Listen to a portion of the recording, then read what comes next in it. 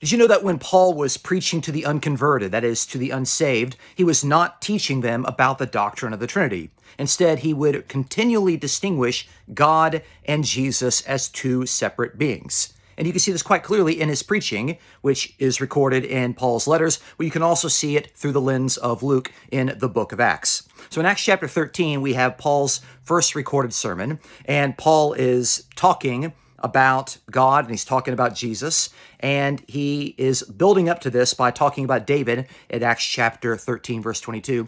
But in verse 23, he describes Jesus as someone who has come forth as a lineal biological descendant of David. Let's look at what actually is said. So in verse 23, it says, "From the descendants of this man," that is, from the descendants of this man David, "according to promise, God has brought to Israel a Savior, Jesus." That's Acts 13, verse 23. Now look at the language that's used there.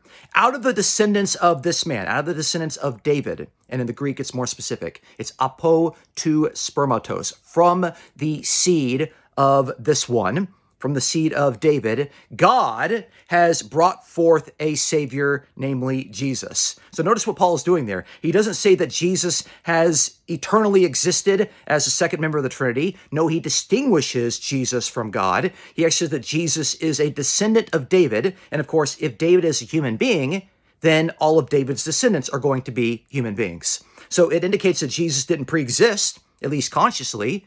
Paul doesn't think that Jesus was some sort of pre-existing second member of the Trinity that became human. He also doesn't seem to indicate that, for my Jehovah's Witness friends, that Jesus was Michael the Archangel that came down and became a human being. No, what Paul is saying is that Jesus is a descendant of David. He's from David's own seed.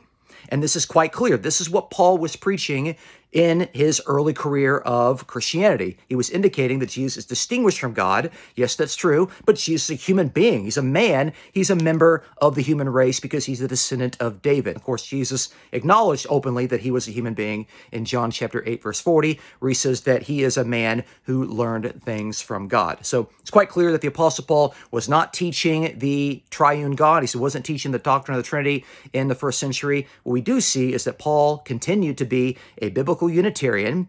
He regarded God as one person, Jesus as someone who is distinct from God, and Jesus, of course, the Messiah, as a human being, the descendant of David, meaning Jesus is the rightful Jewish Messiah. Don't forget to subscribe. This is the Biblical Unitarian Podcast.